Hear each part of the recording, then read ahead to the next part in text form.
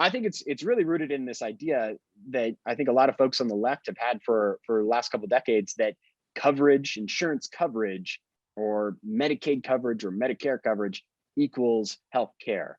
And that's just not true for a lot of Americans these days. When your deductible is $5,000 and most Americans don't even have $1,000 in their savings account, you don't have access to health care. Yeah. Whereas, I mean, I know I could afford a subscription service, especially because, like, if I walk into a healthcare facility now, like, I could walk away just a checkup, $200. Maybe they won't tell me. They won't tell me up front what it's going to be. And it could be $200 to $300 based on what they do.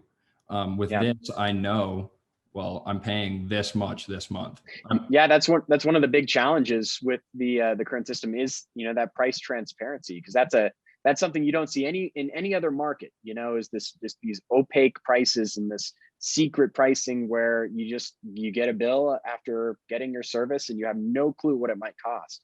And it varies widely too, between hospitals, between providers, or even where you go in the hospital. Your bill could be different for the same service. But one of the cool things is, I'll give a really good example. So my hospital, local hospital here in Helena, charges, it's around $100 for like a standard lipid panel blood test. Um, Blue Cross is a really popular insurance plan in Montana. They reimburse the hospital for that lipid panel around, I think it was around $20. See, I'll check my math here. Yeah, around $20. If you have a different insurance plan like Pacific Source, which is another common insurer, they reimburse around $98. So that's still pretty high. But the direct primary care clinic down the road offers those blood tests as well.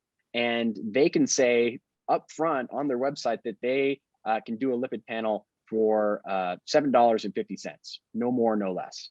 So wow. that's some pretty incredible cost savings. And it's all transparent and upfront. So you know what you're getting right when you walk in the door.